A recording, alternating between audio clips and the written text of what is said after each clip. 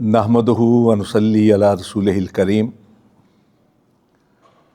اللہم صلی وسلم علی سید البشر والشفیع والمشفع فی المحشر الذی ختمت بہ النبیین وعلیت درجتہ فی علیین ووصفتہ فی کتابک المبین فقلت وانت اصدق الصادقین واحسن القائلین وما ارسلناک الا رحمۃ للعالمین۔ اللہ رب العزت کے لیے تمام تعریفات اعلیٰ، تمام عبادات، تمام تحرکات اور تمام ریاستیں اللہ رب العزت کے ذکر کے بعد سونے نبی صلی اللہ علیہ وسلم پر انگن درود و سلام، تحیات و تسلیمات۔ مجھے یہ حکم دیا گیا ہے کہ میں اختصار کے ساتھ آمنہ کے لال، مکہ کے در یتیم، مدینہ کے تاجدار، نبیوں کے امام، رسولوں کے سردار حضرت محمد مصطفیٰ صلی اللہ علیہ وسلم کی شان اور عظمت کے حوالے سے کچھ گزارشات آپ کے گوش گزار کروں۔ جہاں تک بات ہے سونے مدینے والے کی فضیلت، شان اور منقبت کے بیان کی، تو ہمارا یہ عقیدہ اور ایمان ہے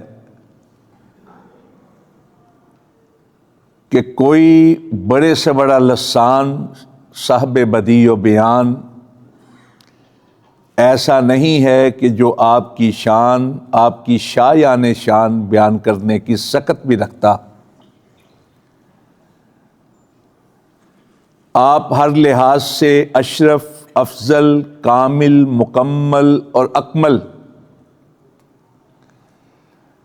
یہ صرف اپنے نامہ اعمال کی بہتری کے جتن ہے اور کچھ بھی نہیں ہے، ورنہ مازت الدہور وما آتینا بمثلہ وَلَقَدْ أَتَى فَأَجَزْنَا عَن نُظَرَائِهِ۔ صدیاں بیت گئیں، زمانے لد گئے، کوئی آپ کی طرح کا پیدا نہ ہوا، اور جب آپ دنیا میں تشریف لے آئے، اب قیامت قائم ہو جائے، کوئی آپ کی طرح کا پیدا نہیں ہو سکتا۔ آپ عدیم النظیر ہیں، بے مثال ہیں، لاجواب۔ جب آپ جیسا کائنات میں کوئی پیدا ہی نہیں ہوا، تو کون ہے کائنات میں جو آپ کی تعریف کا حق ادا کر سکے، آپ کی شان، آپ کی شایان شان بیان کرنے کی سکت رکھتا؟ کس کے پاس ہے ایسا یارہ تقریر؟ کس کے پاس ہے ایسی طاقت لسانی، قوت بیانی کہ جو آپ کی شان کما حق کو بیان کر پائے؟ اور اس لیے بھی نہیں کہ آپ تو وہ ہیں کہ جن کے بارے میں خود عرش والے نے کہا وَرَفَعْنَا لَكَ ذِكْرَكَ، کہ ہم نے آپ کے ذکر کو بلند ترین کر دیا ہے۔ تو جس کے ذکر کو عرش والے نے بلند کیا ہو، جس کے ذکر کی رفتوں کا تذکرہ اللہ رب العزت نے اپنی پاک کتاب میں کیا ہو، کون ہے کائنات میں جو اس کے ذکر کا حق ادا کر پائے، اس کی شان کا حق ادا کر پائے؟ کوئی بڑے سے بڑا لسان، صاحب فہم و ادراک، لاکھ پرے پرواز باندھ لے، جتنا چاہے بلندیوں کی طرف اڑان بھر لے، اللہ کی بلندی کو چھونے کا تصور بھی نہیں کیا جا سکتا۔ وَرَفَعْنَا لَكَ ذِكْرَكَ، سونے ہم نے آپ کی خاطر آپ کے ذکر کو بلند ترین کر دیا ہے۔ امام بغوی رحمۃ اللہ علیہ، امام ابن کثیر رحمۃ اللہ علیہ، امام قرطبی نے، جملہ مفسرین نے اس آیت کی تفسیر میں ایک روایت نقل کی ہے مختلف اصحاب سے کہ جب یہ آیت مبارکہ نازل ہوئی تو سونے نے جبریل امین علیہ تحیت و تسلیم سے دریافت کیا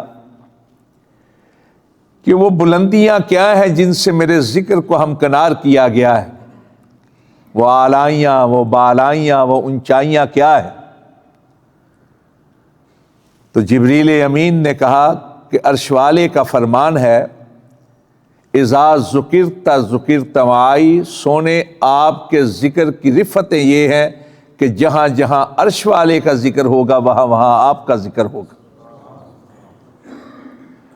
جہاں اللہ رب العزت کی شان کبریائی کا ڈنکا بجے گا، آپ کی شان مصطفائی کا ڈنکا بجے گا۔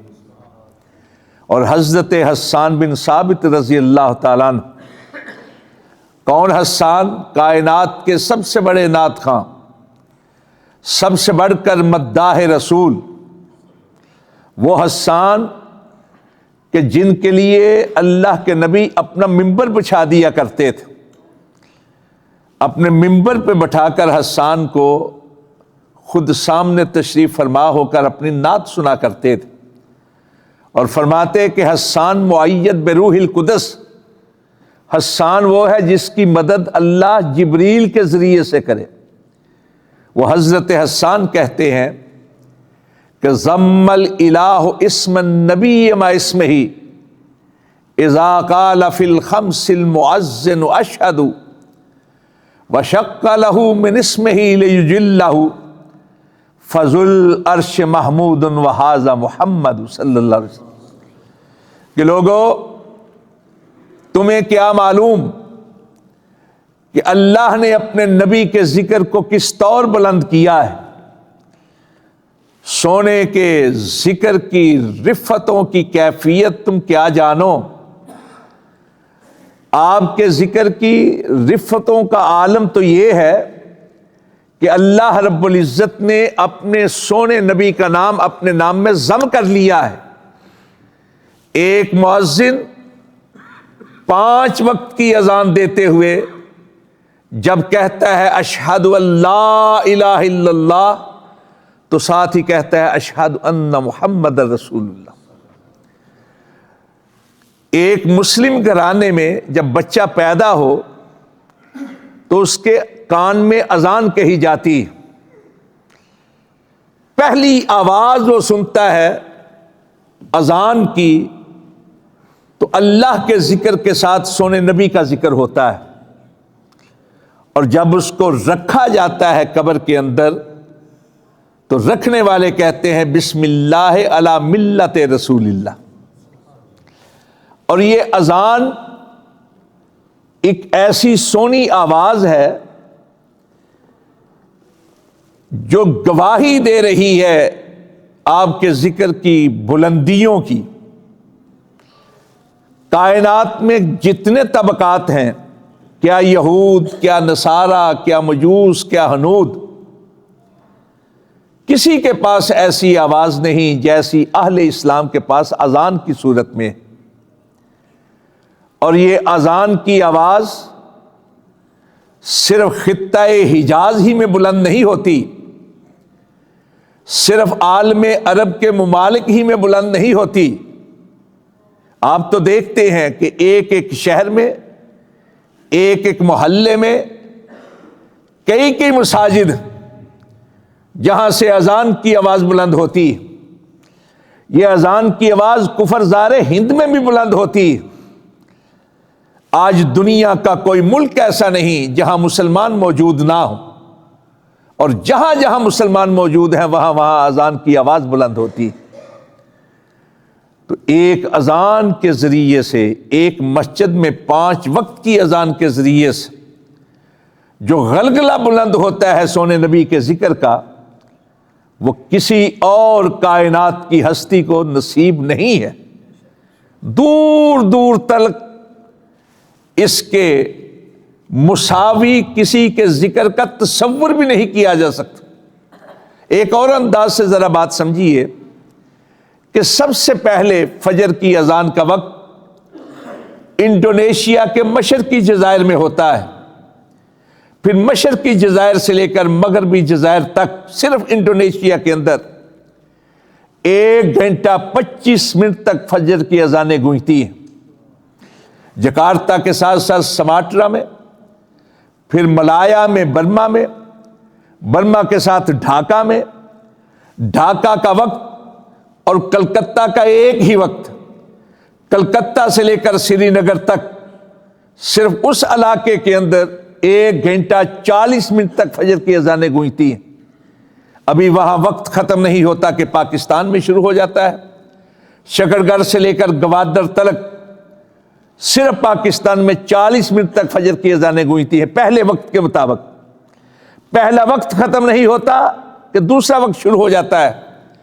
پاکستان کے ساتھ ساتھ افغانستان میں، پھر ایران میں، پھر ترکی میں، یونان کے ساحل تک ابھی فجر کا وقت، فجر کی اذانیں گونج رہی ہوتی ہیں کہ ہمارے متحدہ عرب امارات میں، پھر آپ کے کویت میں، حجاز مقدس میں، شام میں، پھر مصر میں، اور مصر کے راستے افریقی ممالک میں، افریقی ممالک کے بعد بحر اوقیانوس کے ساحلی ممالک کے اندر فجر کی اذانیں گونجتی ہیں۔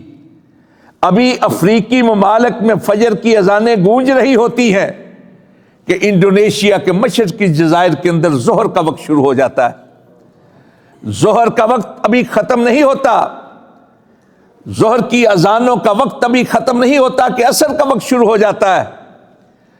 عصر کا وقت ابھی ختم نہیں ہوتا کہ مغرب کی اذانوں کا وقت شروع ہو جاتا ہے۔ مغرب کی اذانوں کا وقت ختم نہیں ہوتا کہ عشاء کا وقت شروع ہو جاتا ہے، اور عشاء کی اذان انڈونیشیا کے مشرقی جزائر سے لے کر 9 گھنٹے 20 منٹ کا فاصلہ طے کر کے ابھی افریقی ممالک کے دروازوں کو کھٹکھٹا رہی ہوتی ہے کہ انڈونیشیا کے مغربی جزائر میں پھر فجر کا وقت شروع ہو جاتا ہے۔ پورے 24 گھنٹے میں کوئی گھڑی ایسی نہیں کہ جب دنیا کے کسی نہ کسی ملک کے اندر اذان کی آواز نہ گونج رہی ہو۔ جہاں جہاں اذان کی آواز گونجتی ہے، اللہ کے ذکر کے ساتھ ساتھ رسول اللہ کے ذکر کو رفعتیں مل رہی ہوتی ہیں۔ اس طرف اشارہ کیا تھا حضرت حسان بن ثابت کہ ضم الالہ اسم النبی ما اسمہ اذا قال فی الخمس المؤذن اشہد۔ دوسرے شعر میں کہا، پہلے میں تو کہا نا ضم کیا، دوسرے میں کہا شق لہ من اسمہ لیجلہ وشق لہ من اسمہ لیجلہ فذو العرش محمود وھذا محمد صلی اللہ علیہ وسلم، کہ اللہ نے اپنے نام میں سے اپنے نبی کے نام کو نکالا۔ عرش والا محمود ہے اور سونا نبی محمد ہے صلی اللہ علیہ وسلم۔ بارے خدایا یہ کس کا نام میری زباں پہ آیا کہ میرے نطق نے بوسے میری زباں کے لیے۔ ایسا پیارا نام کہ ایک شرینی سی، ایک حلاوت سی گھل جاتی ہے لہجے کے اندر۔ اور علماء کرام تشریف فرما ہے، آپ کا نام نامی اسم گرامی محمد صلی اللہ علیہ وسلم باب تفعیل سے ہے۔ وہ ذات والا صفات، وہ ذات بابرکات جس کا انگ انگ قابل تعریف ہے اور لمحہ لمحہ جس کی تعریف میں بسر ہوتا ہے۔ سب سے زیادہ کائنات کے اندر جس کی تعریف کی جاتی ہے اسی کو محمد کہا جاتا ہے صلی اللہ علیہ وسلم۔ آج دیکھیے دنیا کے اندر کون ہے جس کے نام نامی اسم گرامی پر سب سے زیادہ بچوں کے نام رکھے جاتے ہیں؟ اپنے ممالک ہی میں نہیں، برطانیہ کی پچھلے 5 سال کی جو رپورٹ سامنے آئی، بظاہر ہنری نام پہلے نمبر پر آیا، اولیور نام آیا، دوسرے نام آئے، لیکن سپیلنگ کے تھوڑے تھوڑے فرق کے ساتھ کسی نے محمد لکھا، ایم کے بعد یو لکھا، کسی نے ایم کے بعد او لکھا، کسی نے ڈبل ایم لگایا بعد میں، کسی نے سنگل ایم لگایا، کسی نے آخر کے اندر اے، ڈی سے پہلے اے لگایا، کسی نے ای لگایا۔ اگر سپیلنگ کے ان فرقوں کو نظر انداز کر کے دیکھا جائے تو برطانیہ کے اندر پچھلے 5-6 سال سے سب سے زیادہ نام اگر کسی بچے کا رکھا گیا ہے تو محمد رکھا گیا ہے صلی اللہ علیہ وسلم، اذان کی صورت میں، اقامت کی صورت میں۔ اور پھر آپ ذرا دیکھیے کہ کس کا نام ہے جو عقیدت کے ساتھ، محبت کے ساتھ بار بار دہرایا جاتا ہے۔ جب بھی آپ کا نام نامی اس میں گرامی آئے تو حکم ہے کہ درود کے بغیر نام نہیں لینا، آپ نے نام لینا ہے تو درود کے ساتھ، آپ نے نام سنا ہے تب بھی درود پڑھنا ہے۔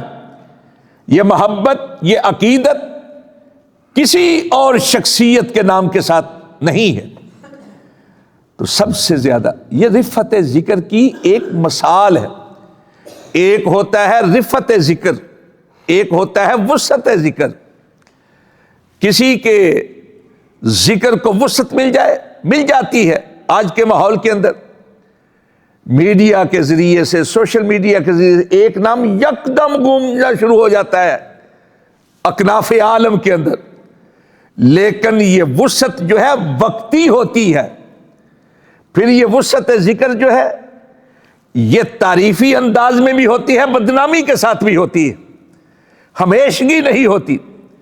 ایک ہی ذات والا گرام ہے، ایک ہی ذات والا صفات، ایک ہی ذات بابرکات، کہ جس کا ذکر شروع سے لے کر آج تلک اور آج سے لے کر قیامت تلک سب سے زیادہ لیا جائے گا، سب سے زیادہ ہوگا، عقیدت کے ساتھ ہوگا، محبت کے ساتھ ہوگا، الفت کے ساتھ ہوگا۔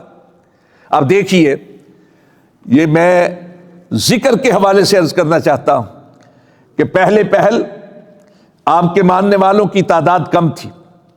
جب ہجرت کی ہے حبشہ کی طرف آپ کے صحاب نے تو 111، 112، 311 یہ تعداد بتائی جاتی ہے۔ پھر جب آپ کی بیعت عقبہ میں بیعت کی گئی ہے، عقبہ کے مقام پر پہلے 12 لوگ تھے، پھر 72 لوگ تھے۔ بدر کے مقام کے اندر 303 سے لے کر 314-15 تک کی تعداد بتائی جاتی ہے۔ اگلے سال احد کے میدان کے اندر 1000 لوگ آپ کے ساتھ گئے تھے۔ اگر مقام شوط پر کچھ لوگ الگ ہوئے تھے تو تب بھی 700 سے زیادہ لوگ آپ کے ساتھ تھے۔ پھر حدیبیہ کے مقام پر 1400 لوگ آپ کے ساتھ تھے۔ پھر فتح مکہ کے اندر 10,000 قدوسی آپ کے ساتھ تھے۔ حنین کے اندر 12,000 تھے۔ تبوک کے اندر اور زیادہ تھے۔ حجۃ الوداع کے موقع پر 1,24,000 یا 1,44,000 لوگ بیان کیے۔ یعنی ہر گزرتے وقت کے ساتھ آپ کے چاہنے والے، عقیدت کے ساتھ آپ کا ذکر کرنے والے، محبت کے ساتھ اپنی زبانوں کو مرطوب کرنے والے تعداد بڑھ رہی ہے۔ وَلَلْآخِرَةُ خَيْرٌ لَكَ مِنَ الْأُولَىٰ۔ ہر چڑھتا سورج آپ کے ماننے والوں، آپ کے عقیدت مندوں، آپ کے محبین کی تعداد میں اضافہ کرتا چلا جا رہا ہے۔ یہ ایک مثال ہے آپ کے ذکر کی۔ جہاں تک بات ہے سونے نبی کی شان کی، آپ کے مقام کی، ہمارا یہ عقیدہ اور ایمان ہے کہ آپ سے بڑھ کر کائنات میں کوئی نہیں جس کی عظمت اور فضیلت اللہ رب العزت نے بیان کی۔ اب دیکھیے سورہ ہجر کے اندر آیت نمبر 72، قسم کھائی ہے اللہ رب العزت، لعمرو کا انہم لفی سکرتہم یامہون۔ سونے آپ کی عمر کی قسم، آپ کی زندگی کی قسم، آپ کی حیات کی قسم، آپ کے لمحات حیات کی قسم۔ عمر کا لفظ زندگی کے تمام مراحل کا احاطہ کرتا ہے۔ ولادت، شیرخوار کی دودھ پلانے کا عرصہ، بچپن، لڑکپن، نوجوانی، جوانی، ادھیڑپن، بڑھاپا، موت تک کے تمام مراحل، کیا خلوت، کیا جلوت، کیا اٹھک، کیا بیٹھک، کیا چلت، کیا پھرت، اقوال، افعال، احوال، اوصافت، سب کچھ آ جاتے ہیں لفظ عمر کے اندر۔ اللہ نے آپ کی عمر کی قسم کھائی۔ ہمیں حکم ہے کہ جب بھی قسم کھاؤ صرف عرش والے کی قسم کھاؤ اور کسی کی نہ کھاؤ، لیکن وہ خالق ہے، اپنی مخلوق میں سے جس کی چاہے قسم کھائے۔ چنانچہ اللہ رب العزت نے آسماں کی قسم کھائی، زمین کی قسم کھائی، سورج کی قسم کھائی، چاند کی قسم کھائی، دن کی قسم کھائی، رات کی قسم، والتین والزیتون وطور سینین وہذا البلد الامین۔ لیکن ساری کائنات میں سے اگر کسی کی عمر کی قسم کھانے کے لیے کسی کو چنا ہے تو آمنہ کے لال کو چنا ہے، مدینہ کے تاجدار کو چنا ہے، بس۔ بخاری شریف کی روایت ہے اور تمام مفسرین نے اس قول کو نقل کیا، حضرت عبداللہ ابن عباس رضی اللہ عنہ کا، کہا کہ اللہ رب العزت نے ساری کائنات میں سے کسی کو چنا ہے نا کہ اس کی عمر کی قسم کھائے، تو صرف اور صرف آمنہ کے لال کو چنا ہے اور کسی کو نہیں چنا۔ اور اس کی وجہ پھر بیان کی حضرت عبداللہ ابن عباس، کہا کہ اس لیے اللہ رب العزت نے آپ کی قسم کھائی ہے، آپ کی عمر کی قسم کھائی، ما خلق اللہ نفسا اکرم علی اللہ من محمد صلی اللہ علیہ وسلم، اس لیے چنا ہے کہ کائنات میں کوئی ایسا پیدا ہی نہیں ہوا جو اللہ کے ہاں سب سے بڑھ کر کرامت والا، بزرگی والا، اکرام والا، احترام والا، تعظیم، تکریم، فضیلت، منقبت، مرتبت، اشرفیت و عرفائیت والا ہو، آپ سے بڑھ کر کوئی ہے ہی نہیں۔ اکرم علی اللہ، یہاں حضرت عبداللہ ابن عباس کے الفاظ ہے اکرم علی اللہ، اور ترمذی کے اندر حضرت جبریل امین علیہ تحیت و تسلیم سے یہی الفاظ نقل کیے گئے۔ جب براق کو لایا گیا آپ کی سواری کے لیے اور براق نے شوخی دکھلائی تو حضرت جبریل نے براق سے کیا کہا، اب محمد تفعل ھذا صلی اللہ علیہ وسلم، ما راکبک اکرم علی اللہ منہ۔ براق کی کیا جرت تھی کہ شوخی دکھاتا؟ یہ تو شوخی سبب بنی ہے جبریل امین علیہ تحیت و تسلیم کے کہے کے۔ کیا کہا کہ تو جانتا ہے آج تجھ پر کون سوار ہونے والا ہے؟ آج تجھ پر وہ سوار ہونے لگا ہے جس سے بڑھ کر اکرم، بزرگی، کرامت والا، شان شوکت والا، مقام اور مرتبے والا اللہ کے ہاں کوئی ہے ہی نہیں۔ اکرم فی الارض نہیں کہا، کہا ہے اکرم علی اللہ۔ فی الارض کہا جاتا تو مطلب ہوتا کہ زمین میں اس جیسا کوئی نہیں۔ یہ اکرم علی اللہ اس لیے کہا ہے کہ زمین اپنی تمام تر وسعتوں کے باوجود اللہ کی پیدا کردہ کائنات میں ایک ذرے کے برابر، کتنی ہی ایسی کائنات کہ جو آج تلک انسان کے احاطہ علم میں یا حیطہ علم میں نہیں آتا، تو اللہ کی جتنی کائنات، اللہ کی جتنی مخلوقات ہیں، موجودات ہیں جو اللہ نے پیدا کی ہیں، ساری کائنات میں ساری مخلوقات و موجودات سونے مدینے والے سے بڑھ کر شان اور مقام مرتبے والا کوئی نہیں۔ یہ جبریل امین علیہ تحیت و تسلیم کے کلمات، اور جبریل سے بڑھ کر کس کی گواہی ہو سکتی ہے؟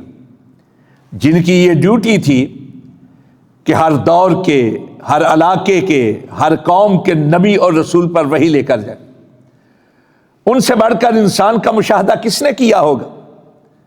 ہر دور کے انسان دیکھے، ہر قوم کے دیکھے، ہر علاقے کے دیکھے، سیاہ بھی دیکھے، سفید بھی دیکھے، سرخ بھی دیکھے، زرد بھی دیکھے، ان سے بڑھ کر گواہی کس کی ہو سکتی ہے؟ حافظ ابن حجر رحمۃ اللہ علیہ نے امالی کے اندر، بیہقی نے دلائل النبوہ کے اندر اور دیگر کتابوں کے اندر جبریل امین علیہ تحیت تسلیم کی طرف منسوب کچھ اور کلمات بھی نقل کیے کہ قلبت مشارق الارض و مغاربها لم ارى مثل محمد صلی اللہ علیہ وسلم. اور جبریل کے اس کہے کا ترجمہ ایک فارسی شاعر نے کیا ہے. کہا گردی دام بسیار خوب دیدام مہر تاباں لرزیدام لیکن تو چیزیں دیگرے. جبریل نے کہا قلبت مشارق الارض و مغاربہ، میں مشرق سے لے کر مغرب تلک گیا، میں نے جنوب سے شمال تک پرواز کی، ہر دور کے سونے بھی دیکھے، منمونے بھی دیکھے، سندر سروپ دیکھے، چندہ کے روپ دیکھے، صاحبان جمال دیکھے، صاحبان کمال دیکھے، قسمہ قسم کے دیکھے، رنگ برنگ دیکھے، دنگ کر دینے والے دبنگ دیکھے، لیکن اے آمنہ کے لال تجھ سے بڑھ کر نگاہوں میں کوئی آیا ہے. اور کس طرح آتا کہ اس سے بڑھ کر تو کائنات میں کوئی پیدا ہی نہیں ہوا. کون ہے اس کائنات میں جو آسماں کی طرف نگاہ اٹھائے تو اللہ اس کے اشارے پر آسماں کے چاند کو دو ٹکڑے کر دے؟ کون ہے اس کائنات میں کہ عام سنگریزے جس کی ہتھیلی پر آ کر اللہ کی تسبیح بلند کرنا شروع کر دے؟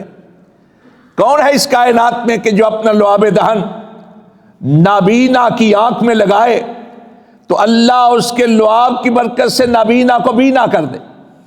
کون ہے اس کائنات میں کہ جو اپنا لعاب دہن کسی پکوان میں ڈالے تو اللہ اتنی برکت پیدا کرے کہ لوگ کھاتے چلے جائیں، کھانے میں کمی واقع نہ ہو؟ کون ہے اس کائنات میں کہ جس کی انگلیوں سے بوقت ضرورت پانی کی آبشاریں اللہ بہانا شروع کر دے؟ کون ہے اس کائنات میں کہ جس کے اٹھے ہوئے چہرے کی لاج رکھتے ہوئے اللہ قبلہ کو تبدیل کر دے؟ کون ہے اس کائنات میں کہ جو جہاں نماز ادا کر لے اللہ اسے روضۃ من ریاض الجنہ، جنت کے باغیچوں میں سے ایک باغیچہ بنا؟ باہمی نفرت و کینہ تھا وتیرہ جن کا، سبق ان کو انس و الفت کا پڑھایا کس نے؟ جو شراب اور نشے کے تھے ازل سے مشتاق، میں وحدت کا انہیں جام پلایا کس نے؟ دخترے ہار سے غمگی کو رہائی بخشی، قید پر غم سے غلاموں کو چھڑایا کس نے؟ ریت کے ذروں کو بارود کی طاقت بخشی، خاک ناچیز کو اکسیر بنایا کس نے؟ کس نے ذروں کو اٹھایا اور صحرا کر دیا؟ کس نے قطروں کو ملایا اور دریا کر دیا؟ کس کی حکمت نے کیا یتیموں کو در یتیم اور غلاموں کو زمانے بھر کا مولا کر دیا؟ حسن کائنات تھا پوشیدہ 7 پردوں میں، کس نے اس کو عالم آشکارا کر دیا؟ شوق مغرور کا کس شخص نے توڑا تلسم، اور منہدم کس نے الہ کیسر و کسرا کر دیا؟ جیتے ہیں جو مرتے ہیں حق کے نام پر، اللہ اللہ کس نے موت کو مسیحا کر دیا؟ وہ ہیں صاحب مدحت جناب محمد علی صلی اللہ علیہ وسلم، وہ ہیں صاحب مدحت جناب محمد علی جس کی نعت نے تعریفوں کو کنارہ کر دی. وقت چونکہ زیادہ ہو رہا ہے، میں صرف ایک واقعہ آپ کی گوش گزار کر کے آپ سے اجازت چاہوں گا. عبد الرحمن صفوری شافی، ان کی کتاب ہے نزہۃ المجالس، اس میں انہوں نے ایک واقعہ نقل کیا ہے، اور یہ واقعہ نیشا پوری نے اپنی تفسیر کبیر میں بھی نقل کیا ہے کہ ایک شخص آیا حضرت علی رضی اللہ تعالیٰ عنہ کے پاس اور آ کر کہنے لگا، اے امیر المومنین، یہ جو اللہ رب العزت نے اپنی پاک کتاب میں ارشاد فرمایا ہے انک لعلی خلق عظیم، کہ ہم نے آپ کو عظیم اخلاق کا صاحب بنا کر بھیجا ہے، تو یہ لفظ عظیم کا کیا معنی ہے؟ اس کا مفہوم کیا ہے؟ اس سے مراد کیا ہے؟ کو ہم جیسا جلد باز ہوتا ہے تو کہتا تجھے عظیم کے معنی کا نہیں پتا. عظیم کا معنی ہوتا ہے عظمت والا، شان والا، بڑا. اب ایک عربی دوسرے عربی سے عربی کے ایک عام لفظ کے بارے میں پوچھ رہا ہے، کوئی تو نکتہ ہوگا، کوئی باریکی ہوگی. حضرت علی رضی اللہ تعالیٰ عنہ نے سنا سوال تو مسکرا دیے، کہا اے سوال کرنے والے، میں تیرے سوال کا جواب دوں گا، پہلے تو یہ بتا کہ تو اس دنیا کے بارے میں کیا کہتا ہے، اس دنیا کی وسعت کے بارے میں، اس کے گہرائی و گہرائی کے بارے میں، اس کی قسمہ قسمی رنگا رنگی کے بارے میں۔ اس نے کہا امیر المومنین، میں کیا کوئی علامہ فہامہ لسان صاحب بدیع و بیان، دنیا تو دور کی بات، دنیا میں پائی جانے والی کسی ایک مخلوق کی اقسام کو بیان نہیں کر سکتا۔ حضرت علی نے مسکراتے ہوئے کہا تو یہ کہتا ہے کہ کوئی دنیا کے بارے میں کما حقہ بیان نہیں کر سکتا؟ دنیا وہ ہے جس کے بارے میں کہا گیا قل متاع الدنیا قلیل، یہ قلیل ہے، قلیل۔